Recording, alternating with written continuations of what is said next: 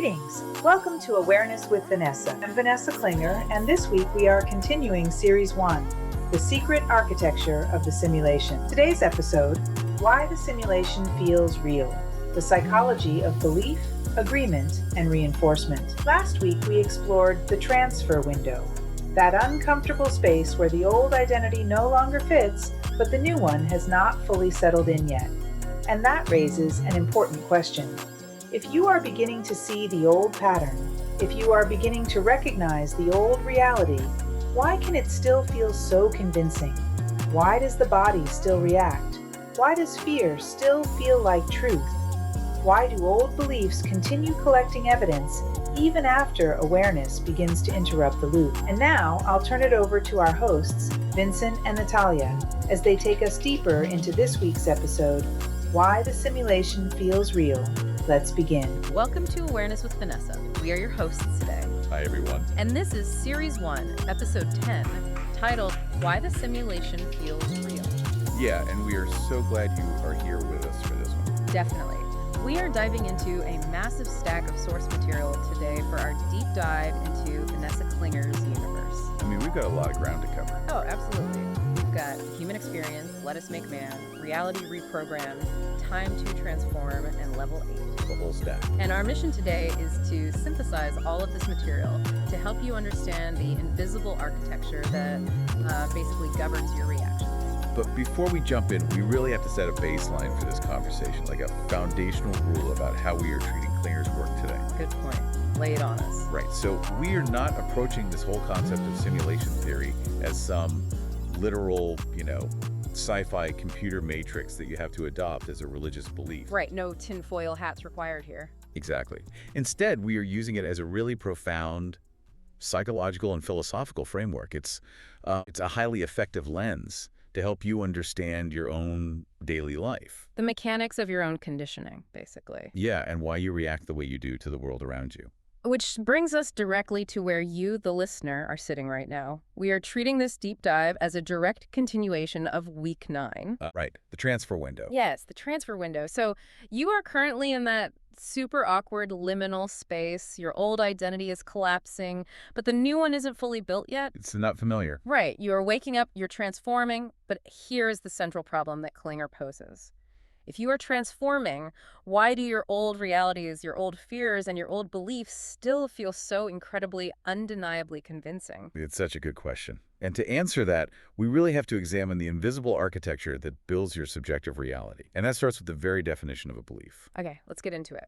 So in Reality Reprogrammed, Klingers makes this critical distinction. A belief is not merely a passing thought.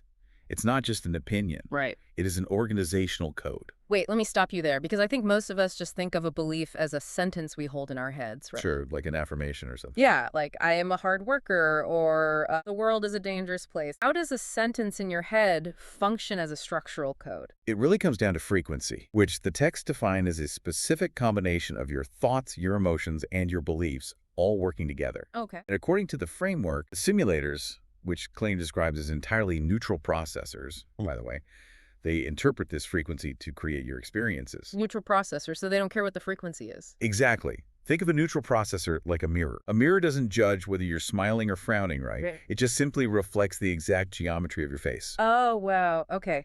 That makes sense. So if your internal frequency operates on the code of, say, scarcity, the neutral processor simply organizes your external environment to reflect scarcity. You'll notice the threats. Yes. You will encounter the delays, and you'll interpret totally neutral events as hostile. So it's literally just like a social media algorithm? That is a perfect way to look at it. I mean, the moment you emotionally engage with a piece of content on your phone, like by lingering on it or getting super angry at it in the comments, the algorithm curates your entire feed to match that exact emotional frequency. It ignores all other data. It just gives you what you react to. Right, but the sources mention that the corruption in the Earth experience didn't happen through some hostile takeover. It happened through something called agreement. Yeah, agreement. This is Yeah. huge. Agreement is basically the mechanism that locks the code into place. Souls accepted the Earth experience as their primary identity. They agreed with it emotionally. Exactly. And because the neutral processors respond to emotional agreement, That limitation just became their reality. The system only has power because the consciousness within it agreed to play by its rules. I have to say, I struggle with this agreement concept a little bit. Well, so? Well, if we're trapped in this chaotic, often really painful Earth experience, you're saying we agreed to it. I mean, nobody consciously agrees to suffer or to be trapped in, like, chronic anxiety. Right, I hear you. So how does Klinger justify that we agreed to a cage? Well, the texts make a really important distinction between conscious desire and subconscious familiarity. Okay, tell me more about that. You didn't necessarily agree to suffer. You agreed to a specific identity in order to survive. Ah. In the human experience, Klinger points out that humans will choose a familiar pain over an unfamiliar freedom almost every single time. Wow. Yeah, that hits hard. Right. The agreement isn't a signed contract saying, I want to be miserable. The agreement is the soul saying, I will adopt this restricted, fearful identity because it helps me navigate this super dense environment. And over time, that survival mask just becomes the only face you recognize in the mirror. Exactly. So the agreement is essentially a survival mechanism that we forgot we even initiated. That's spot on. But if a belief is just this mental subconscious code, how does it transition into something that feels like a literal physical cage? Like, why does it feel so heavy in the body? So that transitions us from the abstract code to the physical hardware. It's what the sources call the avatar response. The avatar response. Yeah. The physical body processes these codes and reacts to a belief long before the conscious mind has time to even process what is happening. This is exactly what we see happening to the character Eve in Let Us Make Man, right? Yes. Perfect example. Because she's beginning to wake up. She is actively trying to step out of her old patterns, but she constantly gets hit with these intense physiological symptoms. She gets goose flesh. Her pulse quickens. Yeah, she describes this heavy, suffocating pressure in her chest.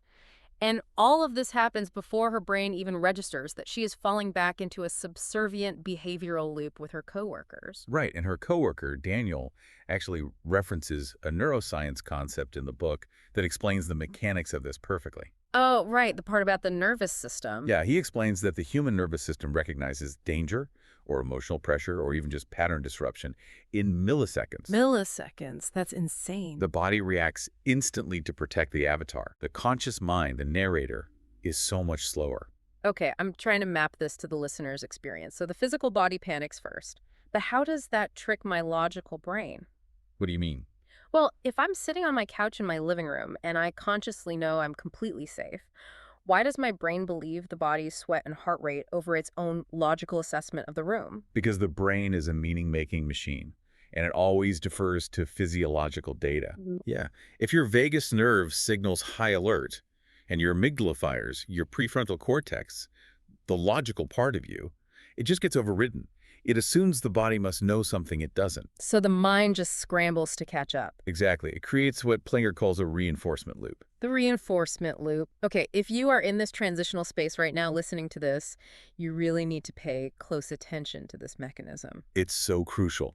The mind starts frantically collecting evidence in your environment to justify the body's panic. Yeah. It wants to prove the old survival story is still true. So it will use, like, a delayed text message from a friend. Yes, or a totally silent room, or a minor coincidence. Or a perceived rejection at work, and it treats it as absolute proof of danger. Right.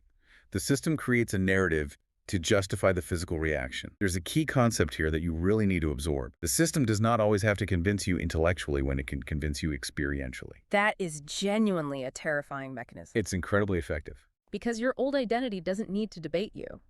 It doesn't need to present some logical, bullet-pointed argument for why you should abandon your transformation. No, it just triggers a physical sweat response. Right. It makes your chest tight and lets your own brain do the rest of the heavy lifting by inventing a threat to explain the chest tightness. It just forces you experientially back into those old familiar habits. Because it relies entirely on the body's cellular memory of survival. Which brings us to the actual friction of trying to heal. In Time to Transform, Klinger writes heavily about the collapse of the old version of yourself. Yeah, the messy part. Very messy. If our bodies are this heavily conditioned to constant reaction and survival, it explains exactly why stepping into a new, peaceful version of yourself feels so completely jarring. For someone used to surviving in a high-stress reactive loop, peace does not register as relief. It registers as a threat. It feels suspicious.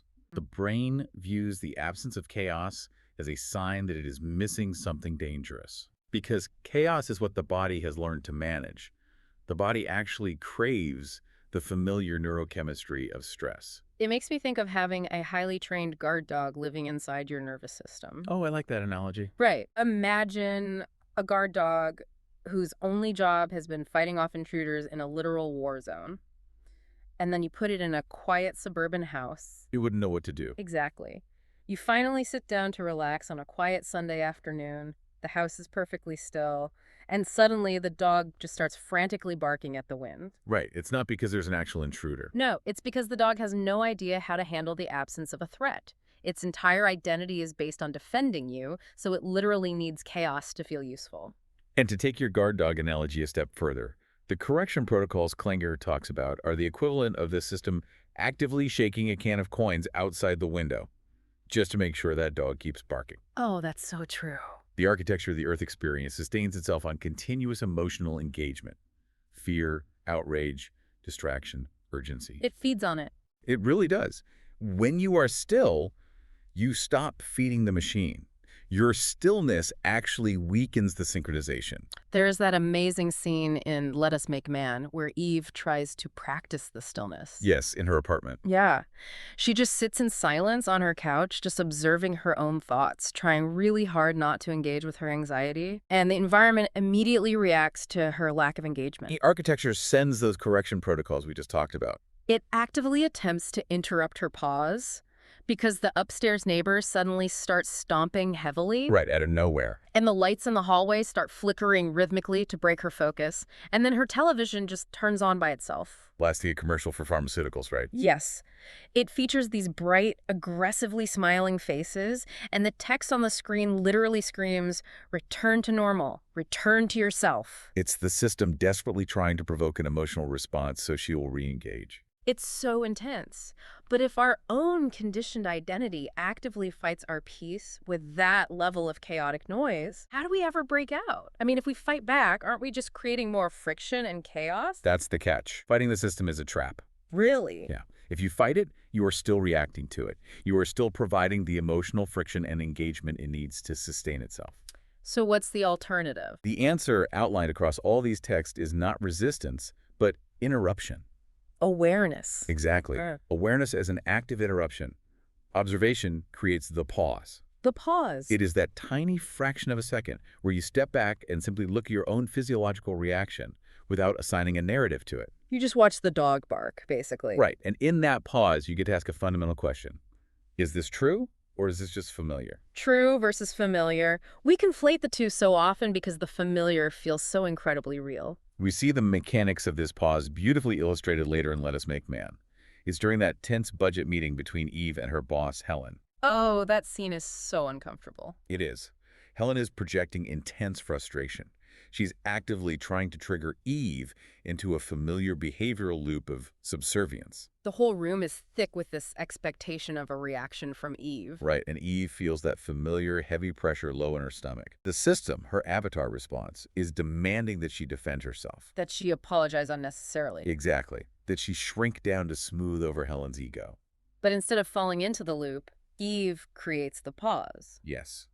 She observes the pressure in her chest and stomach without immediately reacting to it. She doesn't fight Helen, and she doesn't fight the pressure, she just watches it. And because she denies the system the emotional consent it's fishing for, the system's hold on her just dissolves in real time.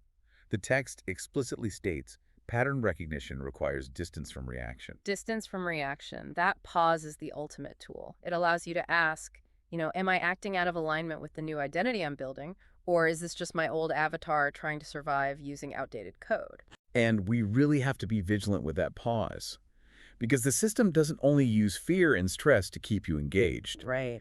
If we don't learn to observe our reactions, we risk trapping ourselves in illusions that are actually pleasant. Oh, this is a major theme in Level 8. Yeah, which explores the danger of the false upgrade. I am so glad we are touching on Level 8 because the narrative shifts gears entirely here. The character Dream is trapped in a counterfeit heaven. It's an illusion designed to keep consciousness imprisoned, not through suffering or anxiety, but through perfectly simulated fulfillment. Every desire Dream has is instantly met. Every past loss is completely restored to him. There is no pain, there is no friction. But it is still a simulation. The architecture uses pleasure to sedate his awareness. He sustains this counterfeit heaven simply because he hasn't paused to remember his true origin. Exactly. He accepts the familiar simulated comfort of the dream instead of questioning the reality of his environment. A prison of fulfillment. That completely reframes how we look at progress. I mean, we always assume that if we are comfortable and happy, we must be awake. But level 8 implies that even a pleasant reality can be a trap if it keeps you unconscious of your true nature. It removes the friction that usually triggers a person to wake up. It demonstrates that the system will adapt. If fear no longer works to keep you emotionally engaged and synchronized, it will offer you a false upgrade. It will offer you a comfortable loop. So insidious. The only defense against both the fear loop and the comfort loop is the consistent application of awareness. Okay, so let's distill all of this for you, the listener. As you sit in this transfer window between your old self and your new reality, what is the core takeaway from synthesizing these 5 sources today? It comes down to this. Just because a fear, a stressor, an old reality, or an old identity feels intensely real in your body right now, that does not make it true. It merely means your body, your mind, and your emotions have practiced that specific pattern for a very long time. Your nervous system is just playing a well-worn track. When you recognize that the physical sensation of fear or doubt is just an avatar response, a glitch in your old code trying to pull you back into synchronization, you stop taking it so literally. You create that distance. You observe. And in doing so, you begin to rewrite the organizational code of your reality. I want to leave you with a final thought to mull over, something that is heavily implied throughout Klinger's universe, even if it's not explicitly spelled out in every chapter. This is one of my favorite parts. The texts note that awakened souls finding one another is the absolute greatest threat to the simulation. Let that sink in. Think about the mechanics of frequency we just discussed. What if your individual choice to pause, to observe the pressure in your chest, and to not react? What if that isn't just freeing you? Oh, wait. What if your stillness is actually sending a ripple through the collective frequency that disrupts the code and helps someone else wake up?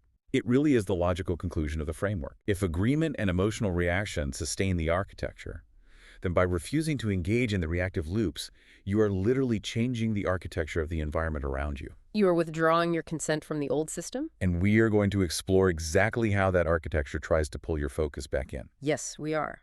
Our conversation will continue into week 11, where we will explore the specific mechanisms used to hijack your awareness in a deep dive titled The Architecture of Attention. And before we go, just a quick reminder. The ideas explored in this deep dive connect directly to Vanessa Klinger's human experience universe, especially the human experience. Let Us Make Man, Reality Reprogrammed, Time to Transform, and Level 8. This conversation begins the exploration, but the books take you deeper. The books are available on Amazon under Vanessa Klinger. Until next time, question everything, observe more, live aware. Until next time, question everything, observe more, live aware.